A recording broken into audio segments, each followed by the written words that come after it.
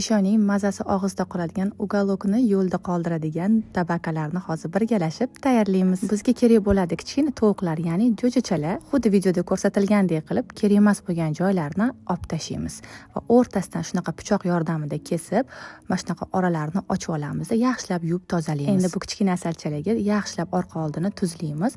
Men yana ham mazali bo'lish uchun paprika qilib yubordim. Bu xohishga ko'ra. Ularni qizib turgan yog'imizda orqa oldini xuddi shunaqa qilib qizdirib, ozgina dimlab olamiz. Ya'ni ham sochniy bo'lishi uchun. Tovuqimiz qizarib dimlanib turguncha idishimizga suv solib, maydalangan chesnok, paprika qo'shib yaxshilab aralashtiramiz va qo'rilgan tovuqlarimizni ustiga va orqasiga yaxshilab shu suvni surtib chiqamiz. Endi qozonimizning tagiga sariyog' va jo'jalarimizni birin-ketinlik bilan solib, ora-oralariga sariyog' va ustidan suvimizni solib, dimlashga olib qo'yamiz. Tabakamiz tayyor bo'lguncha suv, shakar, tuz, chesnok, tomat bir qoshiq, ukropni solib, tomatni sokini ham tayyorlab qo'yamiz. Qarabsizki, yarim soatga qolmasdan sochniy bo'ladigan tabakalarimiz tayyor. Bu retseptni albatta saqlab olib, like bosishni unutmang.